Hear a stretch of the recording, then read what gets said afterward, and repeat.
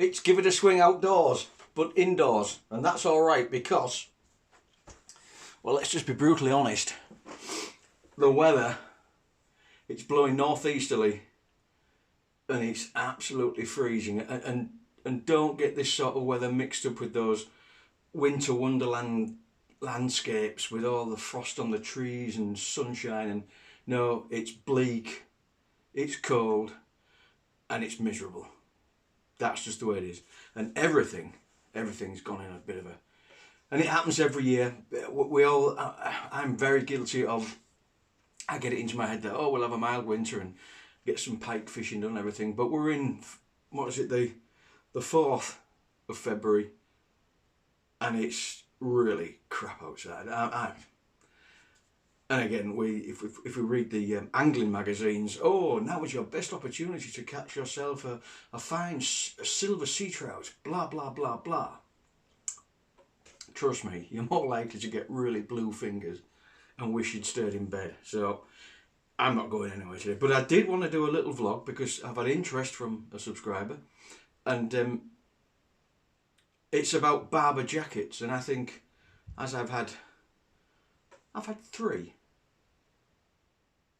over, I got the first one I was 20, just over 30 years. I've had 3, so all of them have actually lasted over 10 years. And so yeah, I'm doing a special vlog about Barbour, and this is the wax that you use on the jackets. So let's just say this last jacket of mine, which I'll show you in a minute, I bought it in 2008, I think. And we're in 21, so it's nearly 13 years old, and I've waxed it 4 times, 4, 8, 12. So around every 3 years I've waxed it, and this is what the Barbour Thorn-Proof dressing keeps your Barbour thorn-proof, waterproof, and strong. Boom. There she is. There's not much left, and as I recently said to somebody, James, I said, well, I gave it some tent impregnation. I just thought it's not worth doing it. And let's have a look at the jacket. There's also a flat cap I'd like to talk about, but that's when I finish about the jacket. So here we are, the old wax cotton, and this is a classic Beufort. So it's not the olive green that you have got Barbours usually see. I've had olive green ones. I got this because it had a bit of a browny, dark green tinge, not so much the olive, and I liked that. And I liked this very brown collar. And it served me well. As I say, it's nearly 13 years old. And it's by, oh, hey, it's got royal connections. They are appointed to the crown, this company. And so let's have a little talk about the Barbour company. They've been making jackets for over 100 years, and at the time it was pretty revolutionary because it's thorn proof, which means that you can go through thick brush and stuff like that, and it doesn't get caught in the fibres of your jacket. It just doesn't rip it, and it's true. I can back that up. Like I say, I got my first one when I was 22, I think. And they're really good. And the idea is that they're a windproof and rainproof. What they don't have is any sort of thermal lining. But that's actually a good thing. This particular model has got a poacher's pocket, and that goes from one side of the jacket to the other. So let's just go like that. I'll just hold it up. So as you can see, you've got quite a lot of storage space in there, and I've had everything from thermos flasks to my packed lunch, shotgun cartridges, bait, frozen bait, all sorts of stuff in there. Dog's leads. Absolutely invaluable is the poacher's pocket, which is why when I get my new Barbour it will be a Beufort, and it comes in with a zip here, but due to the age it's now pulled out. And this poacher's pocket, if you were poaching a salmon or a big sea trout, you could slap it in the back there. And you can wash it because it's got a waterproof lining. But I'm not condoning poaching. Don't misunderstand me. But anyway, so we've got these hand warmer pockets here, which are a nice sort of felt feel to them. They warm your hands up real nice. We've got your big utility pockets. Get all kinds of stuff in these big pockets. They've got a vent hole down here in case rain gets in. And we've also got, of course, everything these days has to have a lovely snug pocket. What I've got in there? Oh, I've got some bait elastic and an earplug. There we go. Yeah. But you could have your mobile phone in there, as I sometimes do. Or my car keys, because it's a nice secure zip pocket, so car keys are good in there. And it's got this thing for the neck, so when if you zip it right up, you can just clip this across, and you're all secured in. Yeah, beautiful. Yeah. So that's the jacket itself. These utility pockets are good. You can get all sorts. What have I got in here? I've got my penknife. I've got my Zippo lighter, and I've got a marker pen for some reason. I must have been involved with some sort of project. But anyway, there we are. And I have a Zippo lighter because, as you all know, I do smoke a pipe. Now let's just have a look at the material. Let's have a close look here. Look, it's past it now. It's worn well out. But I shall keep the jacket, because if I have my brothers over to come on a holiday and we go out fishing, they can still use this for a day. You know, that's not a problem. You can still use this for a day's fishing, and it's still waterproof because of that tent impregnation. The Barbour jacket. Now, while we're on, let's have a little talk about these Barbour jackets. They've been on the go for over 100 years, and basically these jackets in Britain, in England and Scotland and Wales, they were synonymous with country life.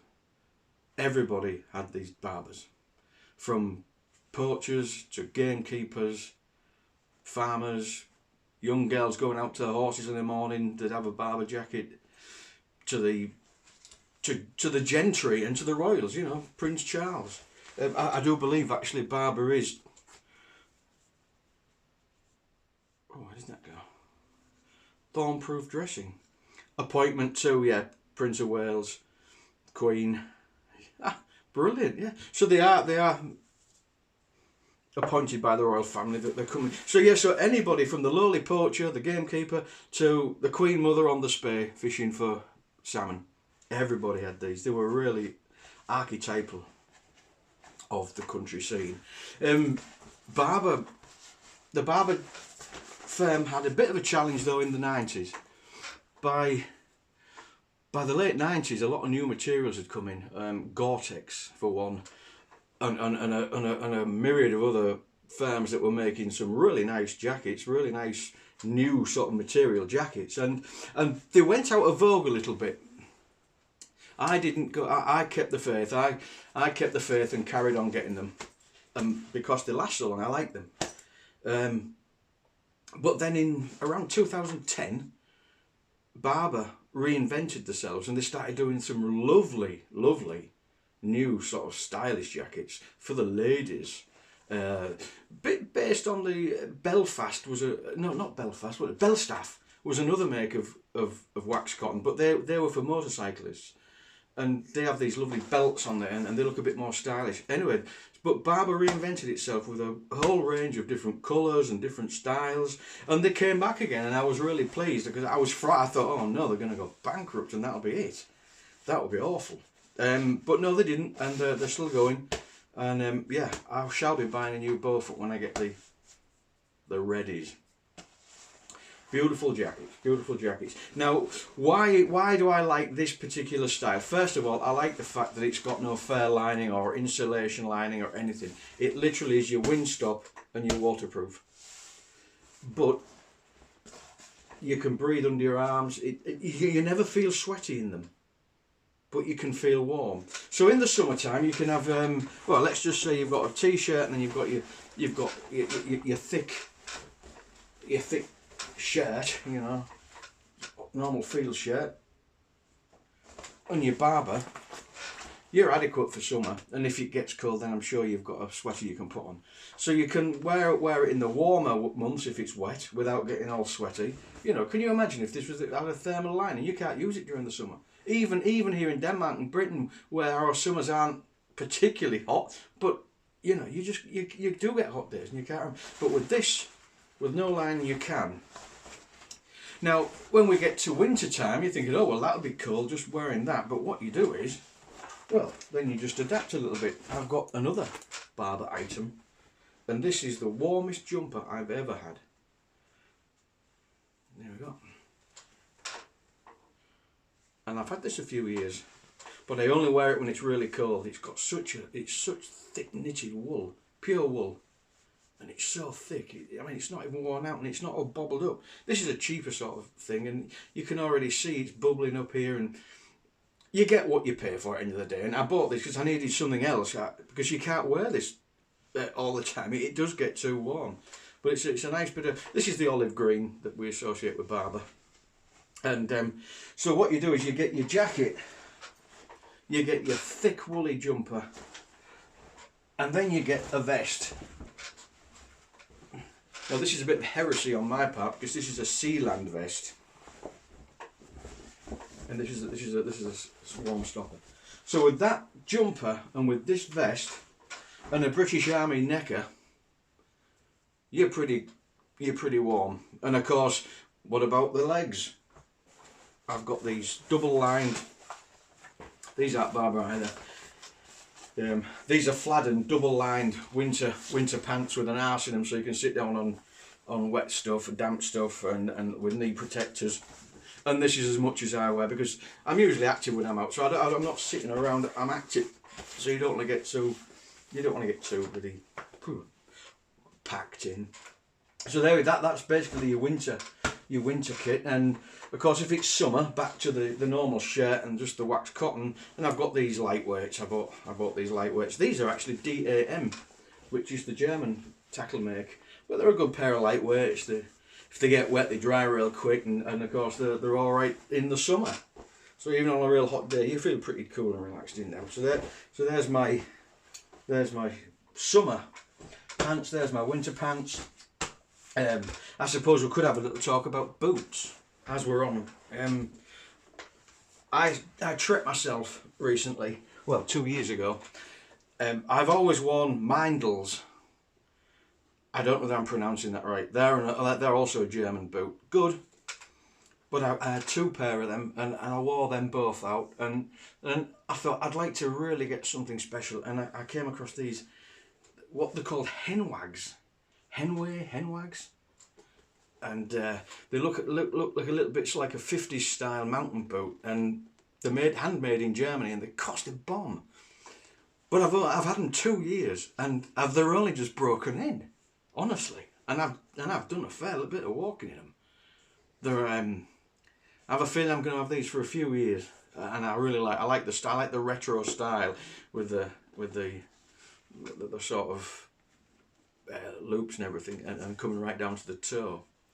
Yeah, you could easily get some crampons. Not that I'll ever need crampons, but you know, a nice boot, very, very sturdy, good sturdy, and you can get these soles replaced apparently. So that's the boots. And headwear, yeah, of course, headwear. This was not this Christmas before I got this off the wife. It's a Danish Army camouflage. I can't remember what it's called, but it's got a certain name. Again, great in the summertime if you're on the front, but in the winter time it stands out like a sore thumb. You know, it's so green and black and everything. And I've got a little pike there because pike are one of my favourite fish. But let's go back onto a little bit of history now. A little bit more history, whatever you want to do. The old flat cap, the sixpencer. Now, this is a bit of a special cap for me. It has a lot of nostalgia attached to it. Back in 1986, my dad said to me, he said, "Hey, Patrick, do you want a new flat cap?" He said, because I've been to the charity shop and got myself a new one, and he put it on his head, and he'd got this really smart golfing style flat cap for I think a couple of quid. It cost nothing at charity shops, and he said, "You can have that one," and I put it on, and I've been wearing it ever since, and it's my little connection with him. So it's actually now becoming more a museum piece than it is out in the field. But I've had this on up in Scotland fishing, I've had all over the world. Well, all over Britain and Denmark anyway. Yeah. So there we are. So that's the old flat cap. Bought in a charity shop. My dad bought everything from charity shops. He didn't want to waste money. And you can get really good stuff. It's a thing I've actually learnt, that you can get real good stuff at Genbrug, as it's called in Danish, charity shops. You can get yourself... I'll never buy any new furniture ever again. Ever again. There we are. So I just thought I'd do this vlog on this boring day. I'm back to work on Monday, so I'm sort of at a bit of a loose end. I thought I'll do this vlog about the Barbour jacket. A little bit of a rundown on some of the gear I use, and obviously there's variations. I've got other gear as well, but I thought this was the most relevant today. And again, I'm paying homage to the best jackets in the world. Barbour jackets. You cannot beat them. If nothing else, you look real posh. Absolute nonsense. No, you don't. No. There's people who wear these jackets in London in the Chelsea tractors that really have nothing to do with the countryside. They just like the look. And that's fine as well. We are what we can... Life's a stage, isn't it? So there we are. Right, I'll leave you on. I hope you all have a good day. Stay safe. And let's hope the barbers are open soon, because my hair's looking absolutely insane. I'm off. I'll talk to you later.